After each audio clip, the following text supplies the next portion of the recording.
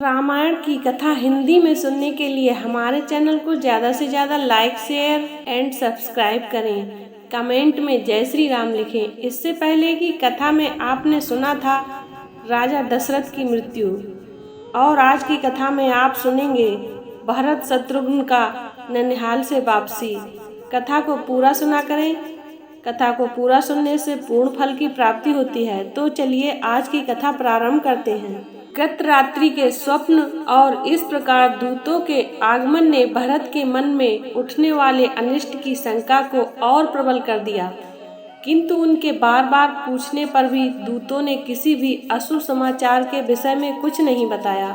भरत तथा शत्रुघ्न ने शीघ्रतापूर्वक अपने नाना महाराज कैकेयी से विदा लिया और दूतों के साथ अयोध्या की ओर प्रस्थान किया। अनेक नदियों तथा दुर्गम घाटियों को पार करके भरत अयोध्या की सीमा में प्रविष्ट हुए। वहां का दृश्य देखकर वे बोले, हे दूत, अयोध्या की ये वाटिकाएं जन शून्य क्यों हैं? नगर में प्रतिदिन होने वाले प्रजाजनों का तुमुल नाद क्यों सुनाई नहीं दे रहा? ऐसा क्यों प्रतीत हो रहा है जैसे आज अयोध्या श्रीहीन हो गई हो? क्या यहाँ किसी प्रकार की अवांछनीय घटना घटित हुई है? दूतों ने उनके इन प्रश्नों का कुछ भी उत्तर नहीं दिया। आशंकित भरत राजप्रसाद में पहुंचे। वे सबसे पहले पिता के दर्शन करने के लिए उनके भवन की ओर चले। उन्हें वहां न पाकर वे अपनी माता कैकेयी के कक्ष में पहुंचे। उन्हें देखकर मुस्कुराती हुई कैकेयी सोने के आसन से उठी। भरत ने माता का चरण स्पर्श किया। कैकेयी ने उन्हें हृदय से लगाकर आशीर्वाद दिया और अपनी माता पिता का कुशल समाचार पूछा। कैकेयी की कुशलता के विषय में जान लेने के पश्चात वह बोली, वत्स, मार्ग में तुम्हें कोई कष्ट तो नहीं हुआ? उसके इस प्रश्न का कुछ भी उत्तर न देकर भरत ने पूछा, माता, पिताजी के भवन से आ रहा हूँ। वे वहाँ नहीं थे, मुझे बताइए वे कहाँ हैं? तटस्थ भाव से कैकेयी ने कहा, हे पुत्र, तुम्हारे तेजस्वी पिता स्वर्ग सिधार गए हैं। कैकेयी के मुख से इन शब्दों को सुनते ही भरत के हृदय को मर्मांतक आघात लगा।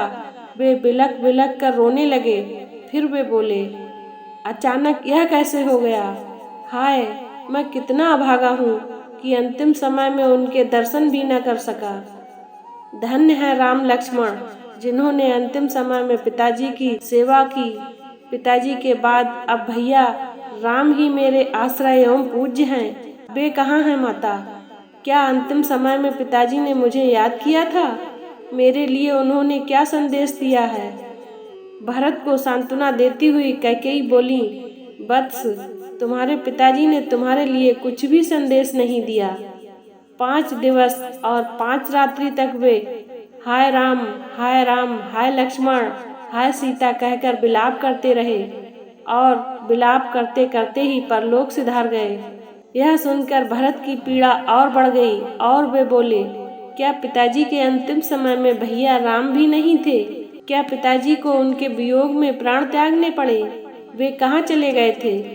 कैकेयी ने मुस्कुराते हुए कहा, तुम्हारा बड़ा भाई राम तो लक्ष्मण और सीता के साथ बलकल पहनकर वन को चला गया है। मैं तुम्हें पूरी बात से अवगत कराती हूँ। तुम्हारे पिताजी ने राम के अभिषेक का निश्चय किया था। राम के अभिषेक की बात सुनकर मैंने महाराज से 2 वर मांग लिए। प्रथम वर से तुम्हारे लिए अयोध्या का राज्य मांगा और द्वितीय वर से राम के लिए 14 वर्ष का वनवास। राम के साथ सीता और लक्ष्मण भी स्वयं ही अपनी इच्छा से चले गए। उनके चले जाने पर तुम्हारे पिता विलाप करते करते मृत्यु को प्राप्त हो गए। अब यह राज्य अब तुम्हारा है, अतः शोक को त्याग दो और निष्कंटक राज्य करो।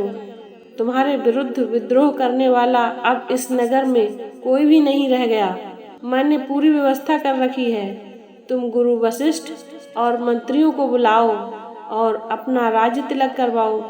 राम लक्ष्मण के वनवास के विषय में और पिता की मृत्यु का कारण जानकर भरत का मन व्यथा से भर गया और साथ ही साथ उनका तन क्रोध से जल उठा। वे बोले, हे पापिन माते, तुम रघुकुल का कलंक हो। मेरे भाइयों के वनवास और पिता की मृत्यु का कारण तुम्हारी दुष्टता ही है। तुम रघुकुल का नाश करने वाली नागिन हो। हे जड़ बुद्धि, तुमने राम को वन क्यों भेजा? मुझे तो प्रतीत होता है कि पिताजी की भांति माता कौशल्या और माता सुमित्रा भी पति और पुत्र के वियोग में अपने प्राण न त्याग दें। राम भैया तो तुम्हारा मुझसे भी अधिक सम्मान करते थे। माता कौशल्या तुम्हारे साथ सगी बहन जैसा व्यवहार करती थी, फिर भी तुमने इतना बड़ा अन्याय क्यों किया? हे पाषाण हृदय माता, जिन भाइयों और भाभी ने कभी दुख नहीं देखा, उन्हें इतना कठोर दंड देकर तुम्हें क्या मिल गया? भैया, राम के वियोग में मैं पल भर भी नहीं जी सकता। क्या तुम इतना भी नहीं जानती कि सद्गुणों में मैं राम के चरणों की धूलि के बराबर भी नहीं हूँ? तुमने मेरे मस्तक पर बहुत बड़ा कलंक लगा दिया। मैं इसी क्षण तुम्हारा परित्याग करता हूँ, किंतु तुम्हारे उदर से जन्म लेने के कारण ऐसा भी नहीं कर सकता। मैं यदि तुम्हें त्याग नहीं सकता तो क्या हुआ? मैं अपने प्राण तो त्याग सकता हूँ। मैं विष खा लूंगा या वनों में राम को ढूंढते ढूंढते प्राण दे दूंगा। यह तुमने कैसे भुला दिया कि इक्ष्वाकु कुल में सदा से ज्येष्ठ पुत्र ही राज्य करता आया है। मैं अभी वन जाकर राम को वापस लाऊंगा और उनका सिंहासन उन्हें सौंप दूंगा। इतना कहकर वे शत्रुघ्न सहित रोते रोते कौशल्या के भवन की ओर चल दिए। भरत और शत्रुघ्न ने माता कौशल्या का चरण स्पर्श किया। उन्हें आशीर्वाद देकर कौशल्या बोली, वत्स, यह तो अच्छी बात है कि तुम्हें राज्य प्राप्त हो गया, किंतु निर्दोष राम को वनवास देकर तुम्हारी माता को क्या मिला? मैंने निश्चय किया है कि तुम्हारे सिंहासन संभालने के पश्चात मैं भी वन को चली जाऊंगी।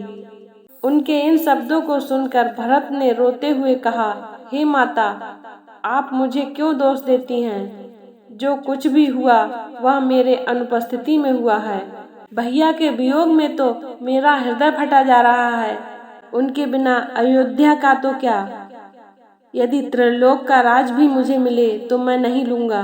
राम के वन गमन में यदि मेरी लेस मात्र भी सहमति हो तो मुझे अभी का अभी नरक मिले। इसी समय भूमि फट जाए और मैं उसमें समा जाऊं।